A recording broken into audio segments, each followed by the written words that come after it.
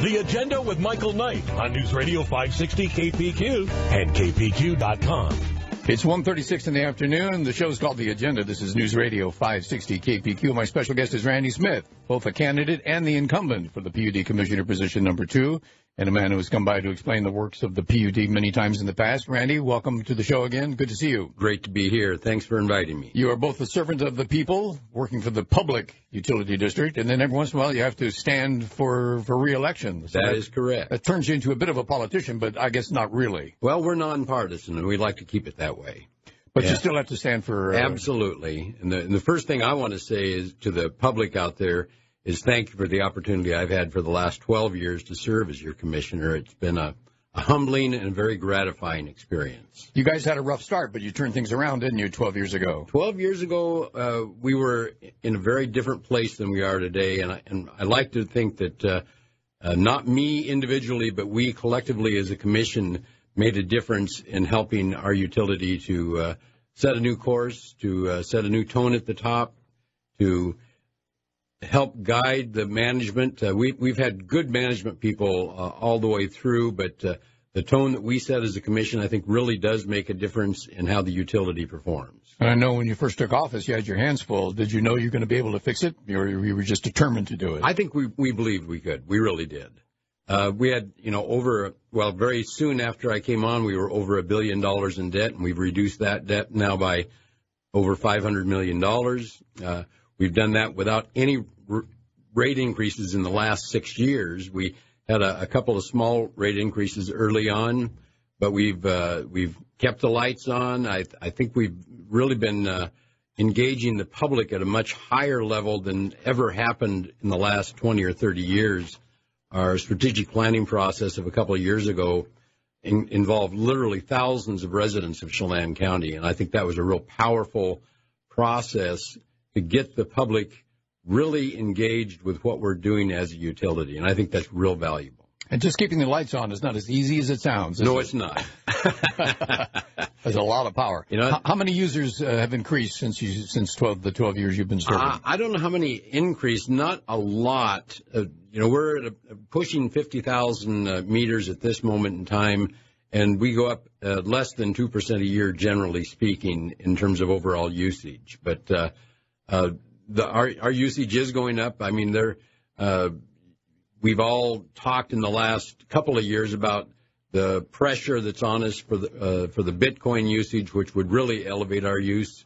We're going through a process right now as a commission with management providing recommendations and ideas for how we create a policy that makes that work for not only potentially a Bitcoin operator, but for the people of Chelan County, so that there are no negative impacts on the current structure that we have for the people of Chelan County. That's our number one goal, is to protect and enhance what we have. That sounds like it's going to be a tough one to get to the finish line. I don't know if it is or not. I've got a lot of confidence in our staff, the thought process they go through, the ideas that they float and bounce off of us as a commission, and we go back and forth and have good discussion. I have a pretty good confidence that we can come to a good place. The PUD does not run itself. It's a big operation. People just say, well, we want the lights on, we want the rate to be cheap.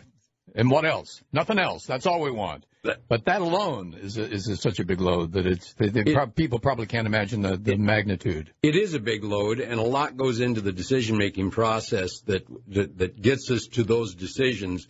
And I dug back, now that I do have an active campaign, I do have an opponent, I started looking back at the issues and my commitments that I made 12 years ago, and I, lo and behold, came across my campaign commitment from 12 years ago. Really? Yes. Are you inspired? Will you have voted for you? I would have, and I think I still would. I bet you would. But if you got just a minute, my commitment was to ensure the lowest possible cost, most reliable, and most customer-friendly public utility in the state through these 6 bullet points: listening to the customer owner, staying knowledgeable on the outside influences impacting our utility, working as a team with the board and management, listening to the concerns of our employees, conducting affairs with a clear vision for the future, and that's always important as a commissioner, and making all of our decisions on a sound financial basis. So those are the overriding themes that I ran on, and I try to make my decisions personally based on those. And I think I've done that over the last 12 years, and I think we've had some fairly good results.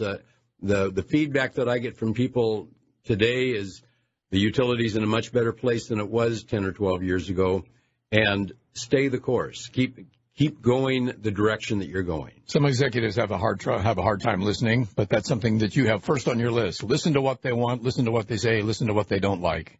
That's right. Listening, and sometimes that translates into a change in course. We've done that, it wasn't my idea, but I think it was a great idea when we went through strategic planning of providing park passes.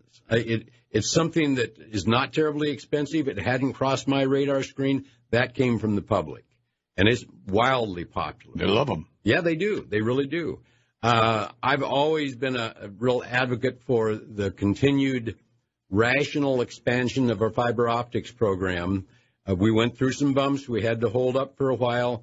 We're back on a steady, slow pace that is financially sustainable to expand our fiber program. We're now by 75% of the residents of Chelan County, and I see that as a big plus. Our target is to get up into the mid-80s if we can in the next 5 or 6 years, but we just have to incrementally do that when we have the money to do it. And at this moment, we've been putting a few $1 million a year into that expansion program. Some people like the future. Some people don't ever want to think about it. But you have to think about it. You're building substations or thinking about them all over the county. And the reason there is why. Well, our job is to look at the future. And I did hear an interview with Gary Arsenault about the substations, and we talked about that at our last couple of board meetings. We've got some growth in areas that we need additional power. We have that incremental growth. It's concentrated in certain areas. We have older substations that are going to need to be replaced. When we asked our staff about how many substations the last 10 years they've been bringing online, it's averaged one or more per year. And we have to be looking out in land acquisition. We had a few issues this last go-around with land acquisition, and we don't want to repeat those issues. We engage the public. We think we've started down a path of engaging the public earlier, identifying the land earlier to meet the needs of the public so we don't run into issues. We're trying to do things better for a public that is constantly changing. You know, our world does not remain static as much as some of us would like for it to do that. No, we all love the status quo, but it's an invention of our minds. It's not real. Yeah. Well, let's talk about what it's like to run a big company. Okay. That's run for the public. In other words, you can't run it like Starbucks runs their company because they make up their mind to charge you for a cup of coffee and it's done. That's for sure. You just can't raise prices anytime you want, and you probably have to say, wait a minute, before we do that, let's think about what the public wants because it's their company. And that is elevated to the top place on our agenda is what does the public really want, and how do we have that dialogue on an ongoing basis so we understand what the public wants. Then sometimes when you're talking about your fiber optic things, they may want it, they may need it, but they may not even understand it. They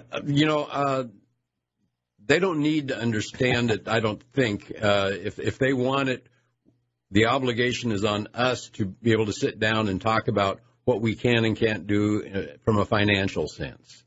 It was a tough decision to say that we're not going to hit 100% of the customers in Chelan County. That was none of us want to disappoint anybody, even if they're 30 miles out there in an isolated location. But that was a tough decision. The good decision was to do everything in our power to maximize the opportunity for the residents of Chelan County to have the fiber optics, and recognize, this is an interesting one that people haven't talked a lot about, we're now in the process of renewing fiber optics that was installed 15 to 18 years ago because the technology has changed now. So it's just like our electric system. Technology changes. We're having to upgrade fiber that's been on the poles for many, many years. So part of the process isn't just getting the fiber optics or getting the electricity, it's maintaining it on an ongoing basis for the long term. When you decided to run again, did you think about it a long time? Or did you say, I'm not through, I have something I want to do here? I didn't think about it long at all because I knew I wasn't through. I've got, in my mind, there's a lot of projects that we're in the middle of right now that I spent a lot of years putting myself in a position to hopefully help the commission and help the utility be more effective. The issues I'm talking about are maybe a little bit outside or a lot outside of Chelan County, and that's at the state and federal level. I spent a lot of years developing relationships with our congressional delegation, with people at American Public Power, and the issues that we're facing now, the Columbia River Treaty. We don't have a direct input into that, but we do have relationships with our senators and representatives, and they listen to us, and they have direct input to the State Department. Relicensing of Rock Island Dam. That may seem like it's a long ways away, and it is 10 years away. We're already started on the process of trying to get all of the I's dotted and T's crossed in terms of an application process for Rock Island Dam. And that's going to require a lot of public input, but we're already working on that. I've got myself in a position at the federal level with our electeds that I have a relationship, and I think I can be effective in that. On our commission, that's probably the one strength that I bring that isn't mirrored, at least at this point, by any of my fellow commissioners. I've focused on that. I'm on a policymaker group that is, we go in a couple of times a year to our electeds' offices and talk about not only our issues, but public power issues in general as a nationwide organization. Our very special guest is Randy Smith. He's a candidate and incumbent for PUD Commissioner position number 2. He's been with the PUD for 12 years. When we come back, we're going to ask him, what did he learn on the job?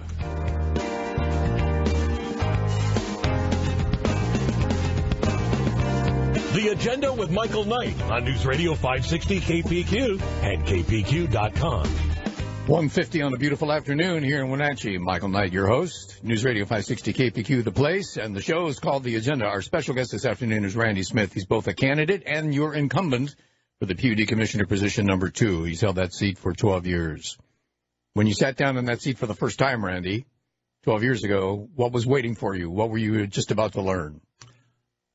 I was about to learn that I was 20% of the decision-making process for the commission of the utility, and that without me listening to my fellow commissioners and providing input and that dialogue and that conversation, I would not get very far for a long, long time.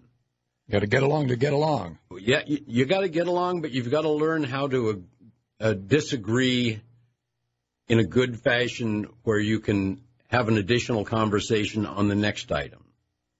And so one thing doesn't bleed over into the next. Exactly. I think that's really the single most important aspect that has been, and this particular commission works very hard at working together.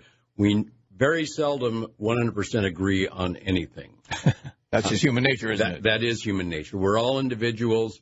We all bring something unique to the table on that commission, and learning to listen closely to what the other person is saying at the commission and management level is really critical to good decision-making. Sometimes our government in Washington, D.C. gets so flustered they just say, well, we're going to just shut it down. We can't decide on a vote to keep our lives vibrant, so we're just going to shut it down. I think if we shut ours down, we'd have 5 of us looking for a job overnight. I'm not suggesting you do that. No, and I'm not suggesting we're going to do that. But you guys get along to the point where you can actually govern this thing. Absolutely. And that's hard work. Governing is very hard work. When I first got on the PUD commission, I was also on the Treetop Board of Directors, which was a board of 12. And the Treetop is about the same size of organization dollar-wise as Chelan PUD. It's a big fruit company.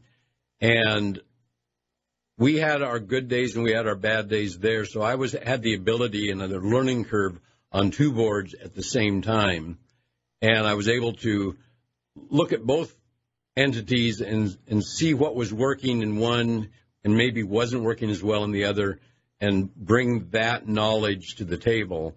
And I keep coming back to it. It's about human relationships. It's about that listening, about working as a team. I very seldom have a decision come out of the PUD Commission that's my baby. It's our baby. It's just not the nature of the work. It's not the nature of the work. And so you give up the individual decision-making for a process that leads you to a group consensus. And when I say consensus, it's not that we all agree. It's that we all can live with it. There you go. I like that idea. Yeah. You mentioned Bitcoin earlier, and I guess the moratorium is still continuing. Yes. How do you think it's going to be settled to everyone's satisfaction? I think no one's satisfaction. I think management's going to bring back a proposal to us. It wouldn't surprise me that is structured very heavily toward those that want to do Bitcoin in specified areas of the county would pay a huge portion of the upfront cost if there had to be substations or new transmission or high-priced items like that. They would have to pay that upfront, and then they would be paying a price that is comparable to what we would be getting on the regular market. And so it in a fashion that it would not have a negative impact on the rates for the residents of Chelan County. It's a special. It's a brand new world. It is a brand new world, and we were talking at our board meeting this week that the rate that they utilize a substation, they have to look at a substation differently now because local residents, commercial and industrial, the load goes up, the load goes down, and it varies. With Bitcoin operators, it is constant, and that degrades the equipment more rapidly than what we do as normal average citizens here in Chelan County.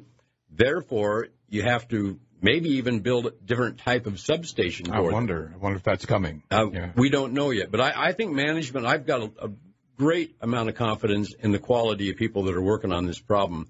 I have great confidence they're going to bring back to us a proposal that we can move forward. And if it's too expensive for the Bitcoiners, they'll have to make that decision. But the Bitcoiners, for the most part, are spending a lot of money in their setup. I mean, this is not a hobby for some of them. This is a huge industry. I don't know how it's going to pay off or where it's going to be resolved. But it's not an inexpensive footprint to set up a Bitcoin operation. No, it's not. The way some of them are doing it. In fact, you get your own substation. Yeah, and it ultimately may end up that there's some big ones that want to come in and do that. That may work for us. I would think the bigger the company, actually, the better in terms of their ability to pay for all the freight on the electricity and meet the price that you would have been able to get on the open market selling it to California or Colorado. And actually, we would probably be better off at this moment in time in terms of monitoring how our electricity is being utilized if we already had automatic meters installed throughout the county. That's one commissioner's opinion that would actually provide us an automatic feedback if somebody was using constant power. You'd know. We would know, not at the end of the month, we would know at the end of a few minutes. There you go. I like that idea. Randy Smith is our guest. He's a candidate and incumbent for the PUD Commissioner for position number 2. Randy, would you ask the people for their vote? I absolutely would love to have your vote. If you think I've done a good job for the past 12 years and want continued policies like what we've had coming out of the commission for 12 years, I ask for your vote.